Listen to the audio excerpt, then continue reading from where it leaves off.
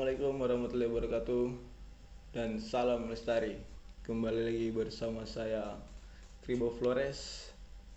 Kali ini saya mau bincang-bincang atau bahas tentang Hari Bakti Rimbawan yang jatuh pada tanggal 16 Maret 2023. Nah, Hari Bakti itu sendiri adalah peringatan yang ke 40 untuk lahirnya Kementerian Kehutanan yang berdirinya sejak tahun 1983. Nah, saya langsung aja ke pembahasannya itu ya. Ini saya baca di Detik News. Cara memperingati Hari Bakti Rimbawan di tahun 2023. Langsung saja nih ke poin-poinnya kan. Bakar rokok dulu ya.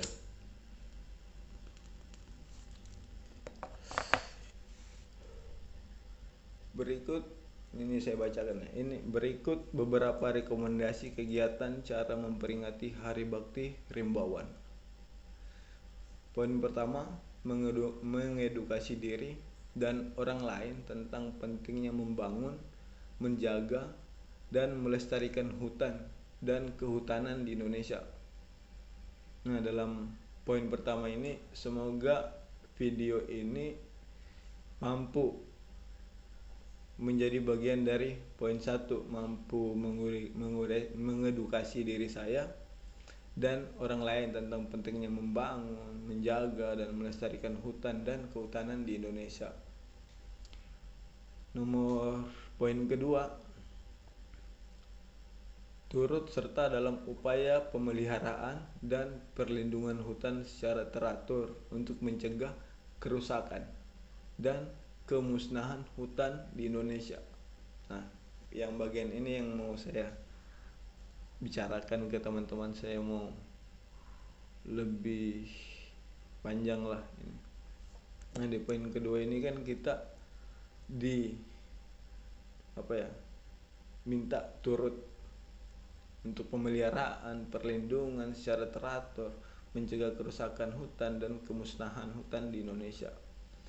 Secara garis besar yang dilakukan organisasi pecinta alam atau tempat saya adalah Mapala, dan kita sejak dulu awal bergabung dan sampai sekarang itu yang kita lakukan, melakukan pemeliharaan, perlindungan secara teratur kepada hutan, mencegah kerusakan dan kemusnahan hutan di Indonesia. Tapi yang perlu kita garis bawahi ini adalah pulau-pulau atau tempat-tempat wilayah-wilayah yang sering berdampak kerusakan hutan dan bisa terancam musnah. Indonesia ini saat ini terancam musnah hutannya, ya kan? Contohnya secara garis besarnya aja atau Kalimantan, terus Papua, Sulawesi, dan Sumatera. Nah, kerusakan hutan yang ada di Sulawesi, terus Kalimantan, Papua, dan Sumatera ini mempunyai dalang di balik itu semua tentunya itu entah masyarakat, oknum, dan apalah semuanya itu. Kebetulan ya kan, tahun ini memasuki musim kemarau. Kita bakalan dihadapkan sama musim kemarau yang panjang nantinya nih. Ya, kemungkinan besarnya lagi di musim kemarau ini seperti tahun-tahun sebelumnya, 5 tahun atau 10 tahun ke belakang, itu setiap tahun kemarau pasti terjadi yang namanya kebakaran hutan, kebakaran lahan, dan beberapa kerusakan alam lainnya itu tentu bersumber dari manusia, bukan dari habitat atau ekosistem hewan yang ada di dalam yang merusak. Kan tidak mungkin monyet menebang pohon, kan nggak mungkin. Kan gajah mencabut pohon yang sebesar gaban itu, segede gaban tuh dicabut sama belalainya gajah, kan nggak mungkin. Atau digarok-garok nih sama harimau sampai tumbang, kan nggak mungkin. Apalagi hutan dibakar sama hewan-hewan, kan nggak mungkin. Jadi tokoh utama dari kerusakan hutan itu sendiri adalah manusia itu. Nah, yang jadi pertanyaannya itu siapa manusia itu tuh, atau oknum-oknum itu, ya kan? Apakah masyarakat setempat untuk membuka lahan? Kalau masyarakat setempat kemungkinannya iya tapi kecil. Karena apa? Karena masyarakat khususnya adat, khususnya Kalimantan, Papua, Sulawesi dan Kalimantan lagi kan, Sumatera itu memiliki wilayah hutan adat yang masing-masing, dan masyarakat di sana ketika membuka lahan pun ya tentunya di wilayah mereka saja, sedangkan wilayah hutan adat mereka tidak ganggu sama sekali. Karena apa? Karena ya itu menurut kepercayaannya mereka masing-masing kan, untuk dilindungi dan sebagainya. Kembali ke apa ya, kepercayaan masing-masing soal hutan adat itu tuh.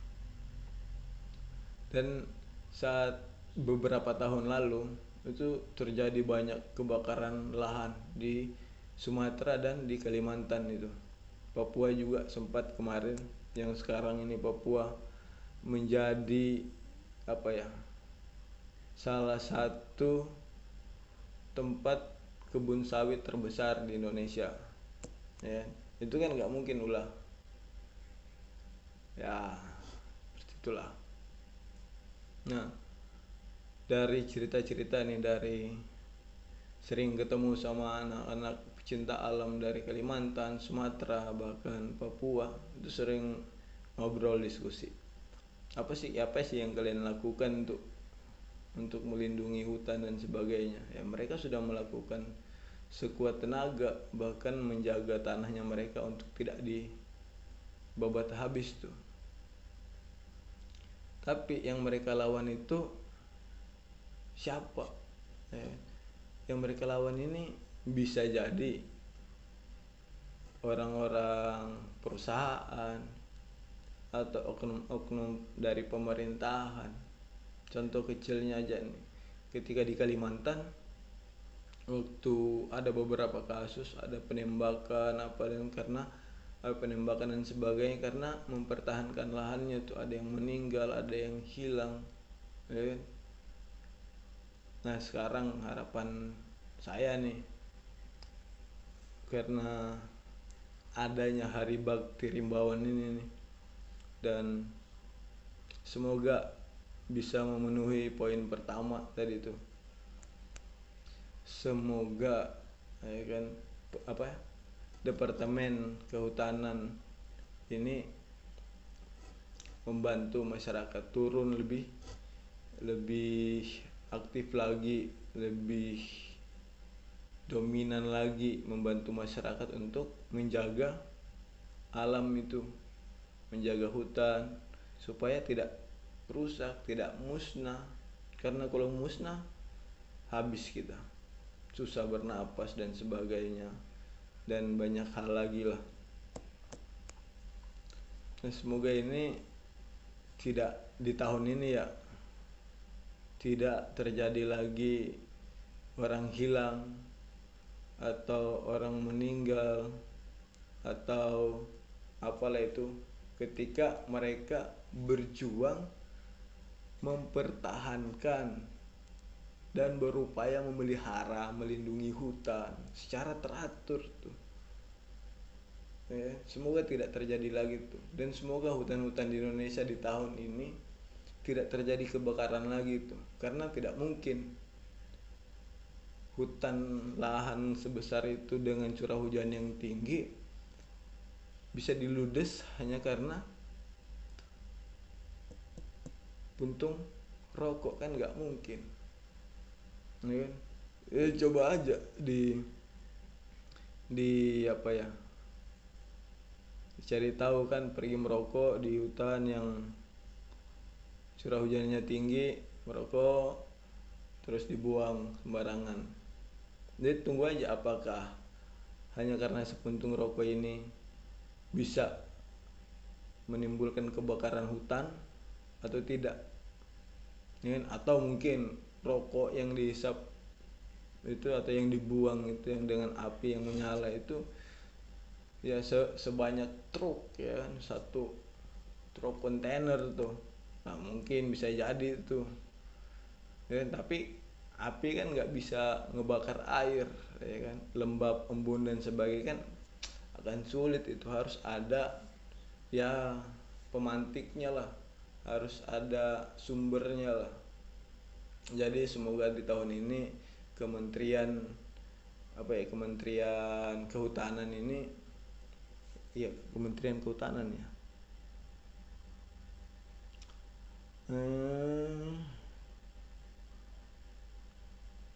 Departemen Pertanian, ya. Saat ini Departemen Kehutanan masih gabung dengan Departemen Pertanian atau Dinas Lingkungan Hidup dan Kebersihan. Nah pokoknya dinas-dinas seperti itulah. Ini nih ada Kementerian Kehutanan digabung dengan Kementerian Lingkungan Hidup menjadi Kementerian Lingkungan Hidup dan Kehutanan. Nah ini nih, Kementerian Lingkungan Hidup dan Kehutanan. Semoga nih para bapak-bapak kita nih, ibu-ibu kita nih yang ada di sana nih lebih lebih sigap lagi, lebih kuat lagi, dan mensupport nih masyarakat dalam perlindungan hukum dan sebagainya ketika melawan ini yang namanya pengerusakan di poin kedua tadi tuh. Di poin kedua tuh, biar Indonesia ini tidak kehilangan hutannya, tidak kehilangan jati dirinya. Semoga lah dengan adanya peringatan Hari Bakti Rimbawan ini tidak terjadi lagi yang namanya kebakaran hutan, penggudulan hutan dan sebagainya lah dimanapun berada. Yang ketiga, berpartisipasi dalam berbagai acara atau kegiatan dengan tema Hari Bakti Rimbawan. Nah, ya kalau berpartisipasi mungkin di beberapa tempat, ya. Kalau saya sendiri ya, kalau lagi ada uang dan sebagainya, ada dana, saya bakalan beli beberapa bibit pohon dan pergi nanam di hutan. Ya itu yang hampir sering, bukan selalu sih, tapi sering kalau lagi ada uang. Terus ya semoga teman-teman yang berpartisipasi dalam berbagai kegiatan dengan tema Hari Bakti ini tidak hanya melakukan kegiatannya saja, ya kan, tapi diimplementasikan ke kehidupan sehari-hari itu. Terus yang kedua, membagikan informasi atau peringatan Hari Rimbawan di setiap tanggal 16 Maret di media sosial nih.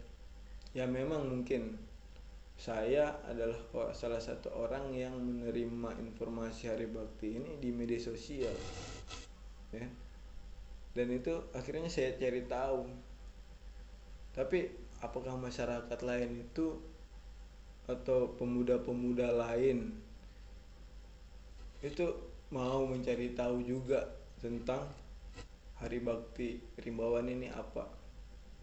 Jadi saya harap kedepannya Kementerian Lingkungan dan Kehutanan lebih memberi edukasi ke masyarakat, dan bukan hanya edukasi tuh, tapi ketika lahan mereka dirampas oleh perusahaan atau apa segala macamnya, Kementerian Lingkungan Hidup dan Kehutanan ini turut membantu dalam urusan hukum, urusan keamanan, sehingga jalan ini perlindungan hutan dari masyarakat, karena nggak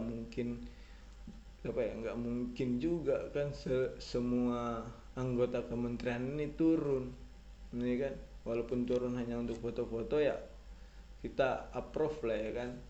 Tapi setidaknya kalau nggak bisa membantu dalam hal menjaga atau melestarikan, tolonglah masyarakat di luar sana yang terkendala hukumnya, biar mereka nggak ada lagi tuh yang hilang, tembak dan sebagainya. Ya, semoga doa kita ini tercapai di tahun ini. Terus membagikan informasi ya sudah ya tadi ya. Terus memasang Twibun Hari Bakti Rimbawan dengan ucapan selamat Hari Bakti Rimbawan. Nah, ini ada, kalau kalian buka di Tribun di search di media search lah ya kan, mesin pencarian, itu kalian pastilah dapat ada link-linknya ini, ada banyak link nih, ada 4 sampai berapa nih, 10 link Twibun. Dan ada juga cara-caranya di sini. Ya, semoga video ini bisa mengedukasi teman-teman atau bisa membantu, bisa menjadi bagian dari yang merayakan, atau bisa menjadi bagian yang mengedukasi tentang bagaimana bagaimana biar peduli sama lingkungan, sama hutan khususnya. Dan yang terakhir, untuk semuanya saya ingin menyampaikan satu hal, bahwasanya Mapala Indonesia akan mengadakan kegiatan yang namanya TWKM di tahun ini di bulan Oktober, kemungkinan di bulan Oktober, yang dilaksanakannya di Aceh dan menjadi tuan rumah itu Universitas Gajah Putih. Nah, itu kita akan membahas tentang isu nasional tentang kerusakan alam yang ada di bawah kaki Gunung Leuser, yang sudah sangat mengancam kepunahan atau habitat-habitat yang ada di kaki Gunung Leuser. Ya, jadi kalau kita tidak melawan keberadaan tambang dan kerusakan hutan di bawah kaki Gunung Leuser ini, kemungkinan kita nggak bisa lagi lihat badak, gajah Sumatera, harimau dan hewan-hewan langka lainnya tuh. Nah, jadi semoga teman-teman mendukung kegiatan kami, dan bagi siapapun yang ingin ikut bisa ikut di kegiatan. Kan di TWKM itu ada 2 item kegiatan, yaitu temu bicara dan kenal medan. Nah, di temu bicara itu dikhususkan untuk para ketua-ketua delegasi dari Mapala perguruan tinggi. Sedangkan di kenal medannya semua kalangan pecinta alam bisa mengikuti kegiatannya dengan registrasi dan sebagainya. Oke, jadi semoga video ini bermanfaat, dan semoga kedepannya hutan kita tidak hilang, tidak rusak, dan semoga tidak ada lagi kebun-kebun sawit, karena keberadaan kebun sawit bisa merusak ekosistem hutan di sekitarnya. Baik, saya Kribo Flores, salam lestari.